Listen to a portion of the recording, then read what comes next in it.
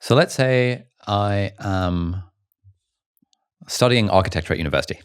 And I'm thinking, I want to actually be an architect. I don't want to be one of those, architect dropouts that start a YouTube channel for now. I want to study architecture. I want to build my professional reputation. I want to network with the right people. Maybe I'm active on LinkedIn. Maybe I'm going to these conferences and just trying to build up a decent body of work. But I'm also thinking in the back of my mind, I can see myself based on the sort of person I am. Back when I was in school, I was selling candy bars, whatever. I'm thinking maybe I want to start my own firm one day. And preferably sooner rather than later once I've got a bit of experience under my belt. And maybe this personal brand stuff could be interesting. In that position, let's say someone is a professional in a traditional career and they like the idea of a personal brand. Firstly, what's the benefit of them trying to build a personal brand within a professional industry, and then how would they go about it? Well, I mean, obviously, it will give you options further down the line. That's a big benefit for sure. In terms of going ahead and actually starting it and doing it, I would be, in this day and age, I'd be really, really upfront with my boss, and I'd say, "Hey, I'm thinking of starting a YouTube channel where I'm going to show people how to draw, or how to use CAD, or how to make 3D models, or whatever it is that people do in architecture, offices." And my father was an architect, so I've kind of grown up around that a little bit. And I just thought, before I start doing it, I'm not going to mention my company that I'm working for or anything like that. Your opinions are my own and all that sort of stuff. But would you have a problem with it or not? Because you're better off being upfront with that and getting the green light from your boss than you would do putting an entire year into it, the boss is not liking it, and then getting into trouble. That wouldn't be a good situation to be in at all. But it would certainly give you opportunities further down the line. It creates options, which is never a bad thing at all, But Ali, honestly, we're sitting here talking about this.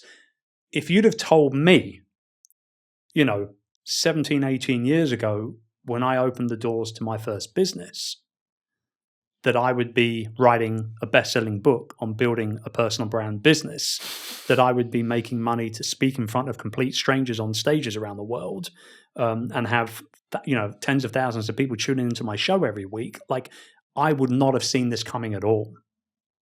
This has not been planned, or at least initially it wasn't, right? I'd like to think that I've been a little bit more strategic in the last 7 or 8 years, but at least at first, I didn't even realize I had a personal brand until I got my first book deal. And then I realized it was one particular conversation that I had with the publishers, who said, my first book was called Virtual Freedom, and they said that they liked the concept of the book and the proposal for the book because it felt like it was the outsourcing life section of the 4-hour work week that never got printed, kind of thing. It was like the next step kind of thing. And that's great. And that's going to put you on another pedestal, Chris. And I was like, well, okay, that's great and everything, but I just want to help people. Like, I'm not writing this book to go on to, to move up a pedestal or two. Like, this is just what I've gone through in the last 4, 5, 6 years. I burned out in 2009 and then had to come back from that. And part of that process was hiring a whole bunch of people to replace myself, some virtual, some not.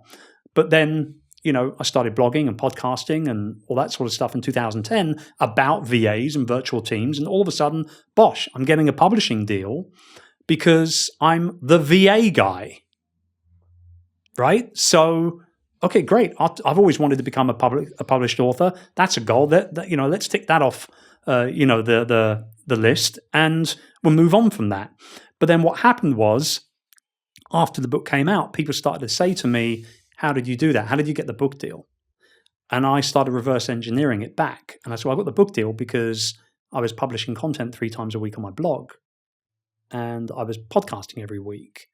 And, I was doing YouTube videos every now and then. I was on Twitter, back when, Twitter was like really cool when it first started, right?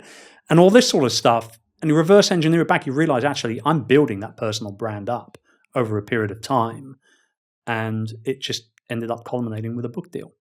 So then that's where Youpreneur was born. That was where, if I can do it for nothing, there's no reason why I can't help other people do it as well.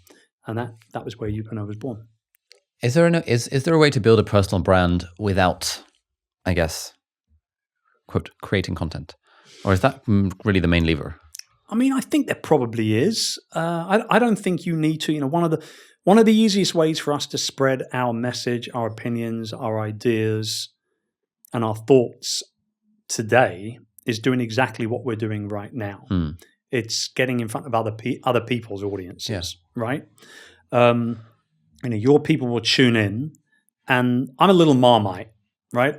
People either like me or they don't like me. There's not a lot of messy middle with me, and I'm actually fine with that as well. I think pretty much every content creator should be like that. You either love it or hate it. Like Marmite have it.